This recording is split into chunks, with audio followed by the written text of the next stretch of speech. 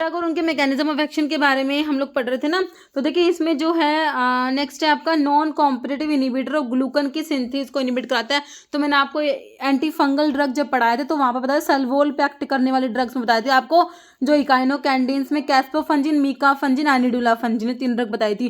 तो ये सल्वोल पे एक्ट करते हैं, ग्लूकन सिंथेस जो होता है ना, तो उसको इनिबिट करा के काम करती है। इकाइनोकैंडिन्स नॉन कॉम्पिटिटिव ये इनिबिटर होते हैं।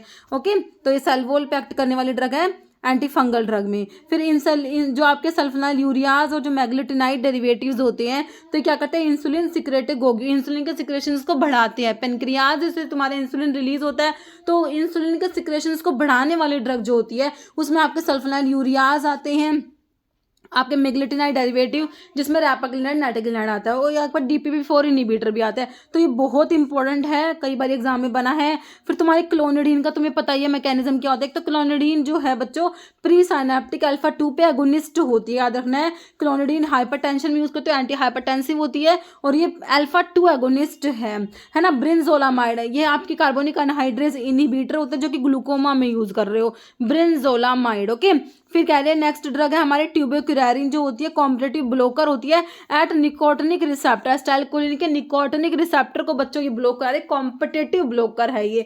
अगर कहीं एसिटाइलकोलिन के मस्कुलिनिक रिसेप्टर को कौन ब्लॉक कराएगी, जैसे तुम्हारी एंटीकोलिनर्जिक ड्रग में एट्रोपिन जो ये काम कराती है। ओके, लेकिन यहाँ पर देखो निकोटिनिक की बात कर रहे हैं, ठीक है। फिर नॉन न्यूक्लियोसाइड रिवर्स ट्रांसक्रिप्टर NNRTI की बात हो रही है। NNRTI में मैंने आपको नेविरापिन, इफाविरेंज, जिलाविडिन ये बताया हुआ। तो इफाविरेंज क्या है आपका, NNRTI है ना। फ्यूजन इनिबिटर जो बच्चों एनफ्यूविटाइड एक ड्रग है तुम्हारी, एनफ्यूविटाइड एंटीवायरल ड्रग में पढ़ते हो, तो ये एंटीवायरल ड्रग में आती है एनफ्यूविटाइड, ये फ्यूजन इनिबिटर होती है। ओके, पेनिसिलिन हमें पता ही है सल्वोल पे एक्ट करने वाले ड्रग में हमने पेनिसिलिन, सिफेलोस्पोरिन, जो है पेनिसिलिन, सिफेलोस्पोरिन, बेसिट्रासिन, वैनकोमाइसिन, साइक्लोसिरिन पड़ा हुआ है। Selective inhibition of serotonin Uptake, SSRI की बात हो रही है, सेलेक्टिव सीरोटोनिन रीअपटेक इनिबिटर में आपने फ्लोक्सिटिन पढ़ा है जो कि दिया हुआ है, फ्लोक्सापेमिन, सर्ट्रालिन, सिटालोप्राम, एसिटालोप्राम, परोक्सिटिन सभी ड्रग्स आती है।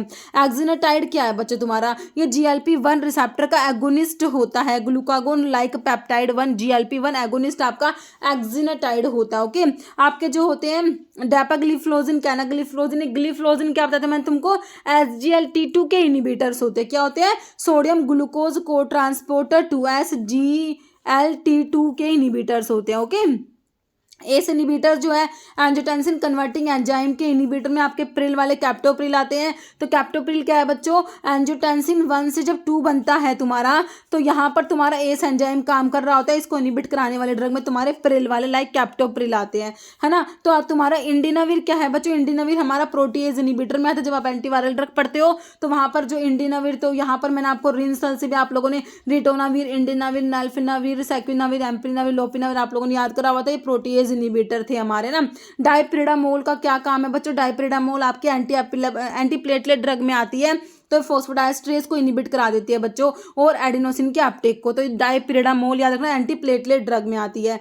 रिटोड्रिन जो होता है हमारा, रिटोड्रिन जो होता है बच्चों क्या, टोकोलिटिक, यूट्राइन रिलैक्सेंट है ना, टोकोलिटिक्स में तुम्हारा आता है रिटोड्रिन।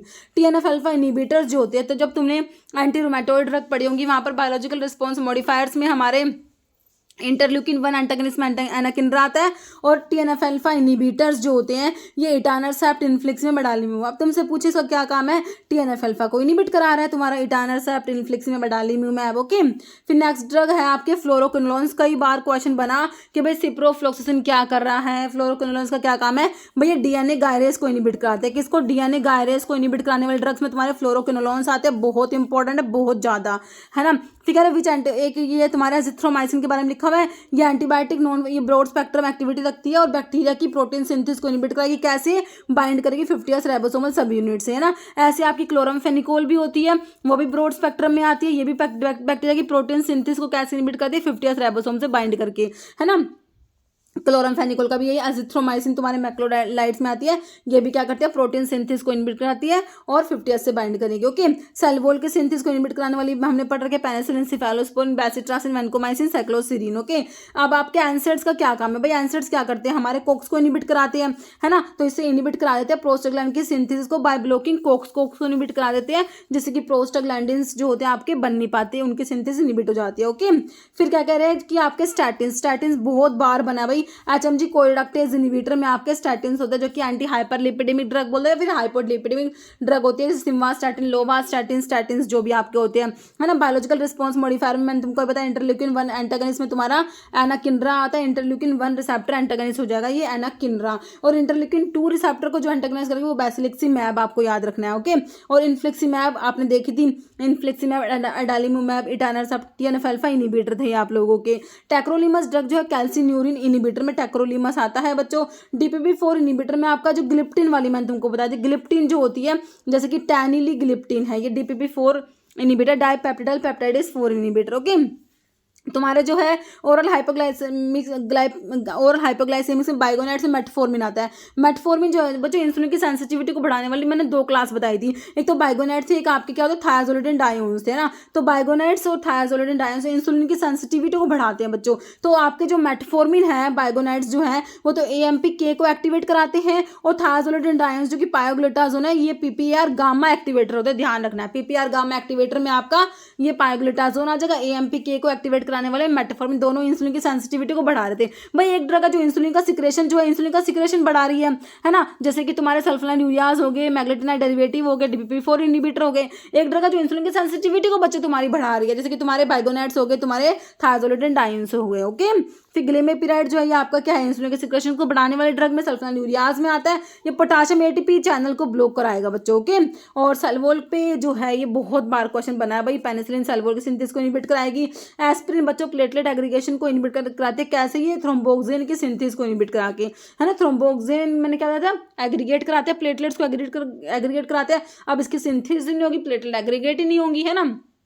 तो एस्पिरिन का ये जो है प्लेटलेट एग्रीगेशन को इनहिबिट करा रही है, ये थ्रोम्बोक्सिन A2 की सिंथेसिस को इनहिबिट करा देती है ना। बीकीक्यूलिन जो होता है बच्चों एंटागनिस्ट, गाबा ए रिसेप्टर एंटागनिस्ट होता है तुम्हारा बीकीक्यूलिन। टमॉक्सिफिन जो है हमारा सेलेक्टिव एस्ट्रोजन रिसेप्टर मॉड्यूलेटर में तुमने पढ़ा होगा, टमॉक्सिफिन, टोरिमिफिन, रेलॉक्सिफिन भी तुमने पढ़ा था, है ना।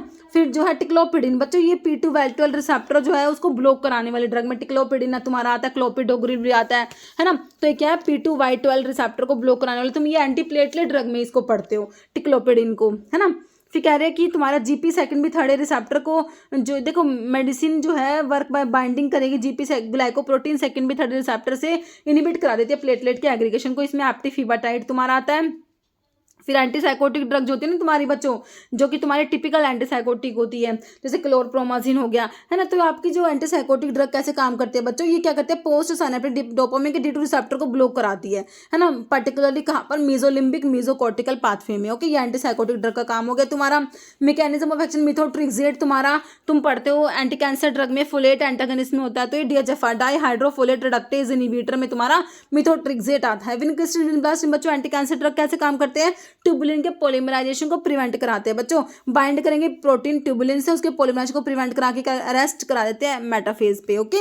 फिर मैकेनिज्म रिफाम्पिसिन का, तुम्हारी रिफाम्पिसिन तुमने एंटी-TB ड्रग में पढ़ा होगा, है ना। रिफाम्पिसिन क्या करती है बच्चों, इनहिबिट कराते हैं bacterial DNA dependent RNA polymerase को, ओके। फिर तुम्हारे सिप्रोफ्लॉक्सासिन वही DNA गायरेज इनहिबिटर है, inhibition of DNA synthesis by interacting with topoisomerase. Sodium cromoglycate और कीटोटिफिन आपके मास्टर सेल स्टेबलाइजर थे। P2Y12 रिसेप्टर को ब्लॉक कराने वाले ड्रग में तुमने जो टिक्लोपिडिन, क्लोपिडोग्रिल पड़ी हुई है, एंटीप्लेटलेट ड्रग में पढ़ते हो। एक टिकाग्रिल और प्रासोग्रिल ये भी आती है ना बच्चों, P2Y12 को ये ब्लॉक करा रही है बच्चों, इनहिबिट कराते हैं, तुम्हें ध्यान रखना है ये, है ना। फिर कह रहा है PPAR गामा एगोनिस्ट में मैंने तुमको बताया था कौन से, आपके पायोग्लुटाजोन, है ना, जो इंसुलिन की सेंसिटिविटी को बढ़ा रहे थे। फिर उसमें तुम्हारा लूप डायरेटिक कैसे काम करेगा, ascending limb of loop of Henle पे, ये जो है सोडियम पोटेशियम 2 क्लोराइड को ट्रांसपोर्टर को इनहिबिट कराता है, कहाँ पर, ascending limb of loop of Henle पे तुम्हारा फ्यूरोसिमेड, है ना। इथेम्ब्यूटोल जो एंटी-TB ड्रग में फर्स्ट लाइन एंटी-TB ड्रग में इथेम्ब्यूटोल बच्चों बैक्टीरियोस्टैटिक होती है, याद रखना है ना।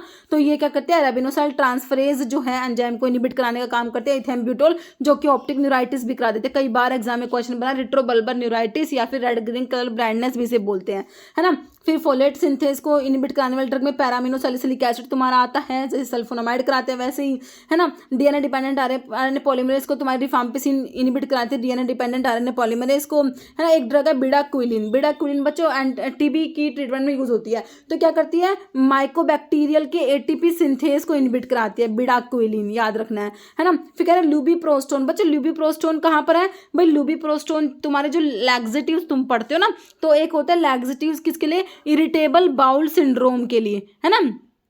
तो इरिटेबल बाउल सिंड्रोम के लिए जो लैक्सेटिव यूज होता है उसमें लुबिप्रोस्टोन आता है। लुबिप्रोस्टोन क्या है तुम्हारा, प्रोस्टाग्लैंडिन एनालॉग होता है, प्रोस्टाग्लैंडिन एनालॉग होता है लुबिप्रोस्टोन, है ना, जो कि यूज होता है किसमें, ये लैक्सेटिव होता है किसके लिए, इरिटेबल बाउल सिंड्रोम के लिए। ओके, और ये प्रूकैलोप्राइड, जैसे कि सिसेप्राइड, उसमें भी ऐसे प्राइड आ रहा है, वो क्या 5-HT4 का एगोनिस्ट था, ऐसे तुम्हारा प्रूकैलोप्राइड जो है ये भी 5-HT4 का एगोनिस्ट होता है, और ये स्टिमुलेंट परगेटिव में आता है, किस में आता है, स्टिमुलेंट परगेटिव में आता है। ये प्रूकैलोप्राइड 5-HT4 का एगोनिस्ट होता है। ओके, ऑस्मोटिक परगेटिव में तुम्हारा जो है, ऑस्मोटिक परगेटिव में जैसे कि तुम्हारा लैक्टिलोज आ जाएगा, है ना। ओके बच्चों, तो इतने क्वेश्चंस करेंगे आज की वीडियो में, बाकी के और भी क्वेश्चंस है नेक्स्ट वीडियो में लेके आऊंगी, ठीक है।